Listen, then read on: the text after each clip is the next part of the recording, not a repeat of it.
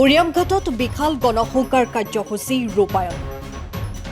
সীমা সমস্যা সমাধানৰ দাবীত একত্ৰিত হ'ল সহস্ৰাধিক সীমান্তবাসী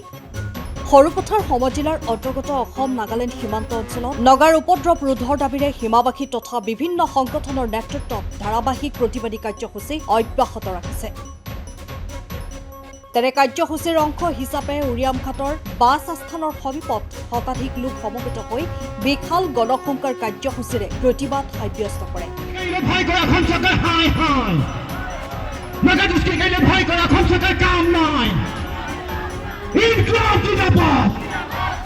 যোৱা কিছুদিন ধৰি ধাৰাবাহিক প্ৰতিবাদ সাব্যস্ত কৰাৰ পিছতো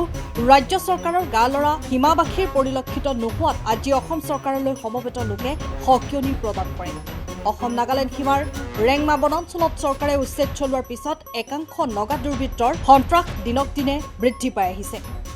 অসম চৰকাৰে সোণাৰী বিলত ৰোপণ কৰা হাজাৰ হাজাৰ গছপুলি নগাত দুষ্কৃতিকাৰীয়ে দিন দুপৰতে কাটি তহিলং কৰিছিল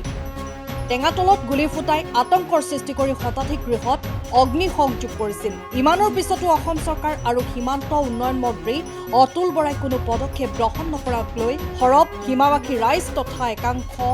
দল সংগঠন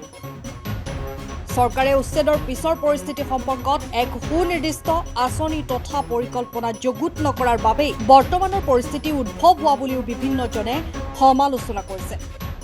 তদুপৰি ৰোপণ কৰা গছপুলি কেইটাকো ৰক্ষণাবেক্ষণ দিব নোৱাৰা বুলিও একাংশই চৰকাৰক কঠোৰ ভাষাৰে সমালোচনা কৰিছে এই কাৰ্যসূচীত সমবেত বিভিন্নজনে সীমা সমস্যা সন্দৰ্ভত বিস্তৃত আলোচনাৰ অন্তত ৰাজ্যৰ মুখ্যমন্ত্ৰীগৰাকীলৈ এখন 8 দফীয়া দাবী সম্বলিত স্মাৰকপত্ৰ প্ৰেৰণ কৰিছে পত্ৰখনত উল্লেখ থকা মূল দাবীসমূহ হৈছে সীমা সমস্যাৰ স্থায়ী সমাধান কৰা এবি আৰু চি সেক্টৰৰ জনসাধাৰণৰ জীৱন আৰু সম্পত্তিৰ নিৰাপত্তা প্ৰদান কৰা নগাৰ আগ্ৰাসন ৰোধৰ ব্যৱস্থা কৰা নগাৰ সন্ত্ৰাস শীঘ্ৰে ৰোধৰ ব্যৱস্থা কৰা উৰিয়ামঘাটত থকা চিআৰপিএফৰ কেম্পটো সোণাৰী বিললৈ নিয়া প্ৰয়োজন অনুসৰি অসম বেটেলিয়নৰ শিবিৰ স্থাপন কৰা আৰু তিনিওটা সেক্টৰতে স্থায়ী সীমা দণ্ডাধীশ নিয়োগ কৰা আসলে আমি জন্মৰ পৰা এটা সমস্যাত ভুগি আহিছো স্থায়ী সমাধান লাগে কিন্তু আজি তাৰিখলৈকে আসলে জন্মৰ সময় দেখি আহিছে মানে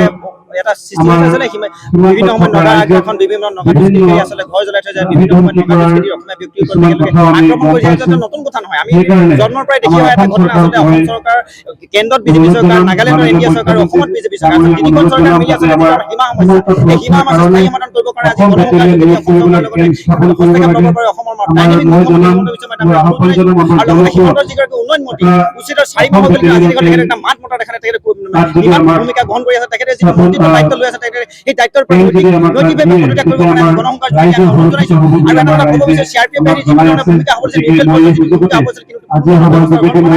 কিন্তু গছ কাটিবলৈ আহিছে কিন্তু গছ কটাৰ সেই নগা দুষ্কৃতিকাৰীসকল চিআৰপিএফ বাহিনী আচলতে ইয়াৰ পৰা স্কুটি তেখেতে আঁতৰাই লৈ গৈছে দুৰ্ভাগ্যজনক কথা আমি এটা কথা স্পষ্ট কৰিব বিচাৰিছো ইয়াত আচলতে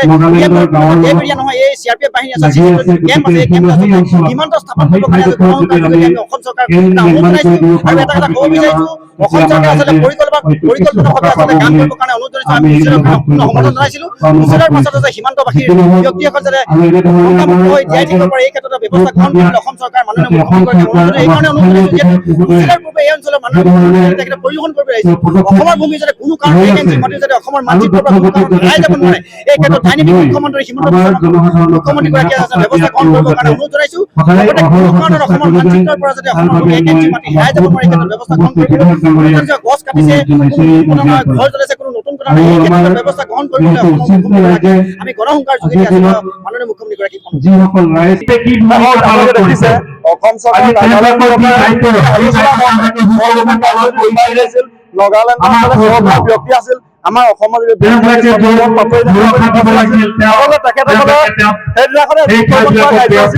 কথা আছিল কিন্তু স্পষ্টকে অংকাৰ কৰিলে যে ইয়াত গছপুলি ৰোপণ কৰিব নোৱাৰিব আৰু তেতিয়া আমি চৰকাৰৰ ওচৰত আমাৰ অসম চৰকাৰ ভয় খাইছে তেখেতসকলে ব্যৱস্থা গ্ৰহণ কৰিব লাগিছিল তেখেতসকলে সন্মান কৰাব লাগিছিল এই বিষয়টো আমি চৰকাৰ দাবী উত্থাপন কৰিছো যদি তেখেতসকলে এতিয়াও ভাবিব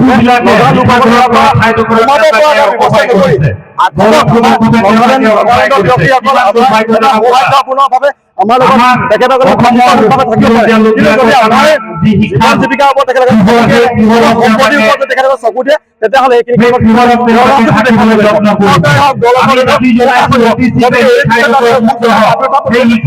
ব্যৱস্থা কৰে যিটো ব্যৱস্থাই এই বিষয়টো আমি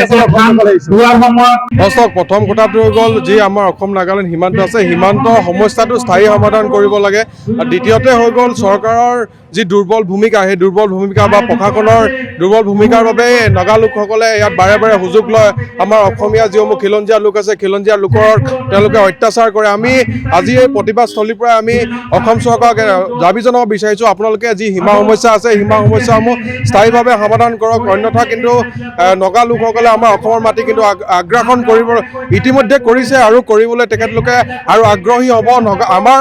যি প্ৰশাসন আছে আমাৰ প্ৰশাসনে যিমান দিনলৈকে তেওঁলোকে নিউট্ৰেল হৈ থাকিব সিমান দিনলৈ কিন্তু নগাসকলে কিন্তু সুবিধা লৈ থাকিব সেয়ে আমি চৰকাৰ প্ৰশাসনক অনুৰোধ জনাইছোঁ আপোনালোকে এটা কিবা স্থায়ী সমাধান কৰিবৰ বাবে আগবাঢ়িবৰ বাবে অনুৰোধ জনাইছোঁ আৰু এটা কথা দেখা গ'ল যে সীমান্ত অঞ্চলত আচলতে যি খিলঞ্জীয়া ৰাইজৰ নিৰাপত্তাৰ ক্ষেত্ৰত যি নিউট্ৰেল ফ'ৰ্চ আছে সেই নিউট্ৰেল ফ'ৰ্চে আচলতে বিভিন্ন সময়ত আমি দেখিবলৈ পাইছোঁ যে খিলঞ্জীয়া ৰাইজক সুৰক্ষা প্ৰদান কৰাৰ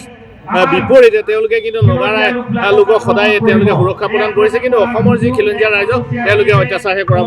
বা কোনো পক্ষপাতিত্বমূলক ভূমিকা গ্ৰহণ কৰা দেখা যায় এই ক্ষেত্ৰত কি ক'ব যিহেতু কিছুদিন পূৰ্বে আলোচনাত মিলিত হোৱাৰ পিছত তেওঁলোকে কৈছিল যে উচ্ছেদিত স্থানত যাতে 5জনতকৈ ওপৰত কোনো ব্যক্তি সোমাব নোৱাৰিব কিন্তু তেনেস্থলত নগাৰ 20-30খনকৈ গাড়ী আহি কেনেকৈ আচলতে তেওঁলোকে গছ কাটিব পাৰিলে চাওক যেতিয়ালৈকে ৰক্ষকে ভক্ষক হৈ থাকিব তেতিয়ালৈকে কিন্তু আমাৰ সমস্যাসমূহ সমস্যা হৈ থাকিব তাক সমাধান নহয় ইয়াত CRPF নহয় ইয়াত আমাৰ যিসমূহ অসম বেটেলিয়ন আছে অসম বেটেলিয়ন ইয়াত নিয়োজিত কৰিব লাগে BSFক নিয়োজিত কৰিব লাগে আৰু দ্বিতীয় কথা হৈ গ'ল যাতে CRPFক অতি শীঘ্ৰে ইয়াৰ পৰা স্থানান্তৰ কৰিব লাগে আৰু ইয়াত অসম বেটেলিয়ন দিব লাগে বুলি আমি দাবী জনাইছোঁ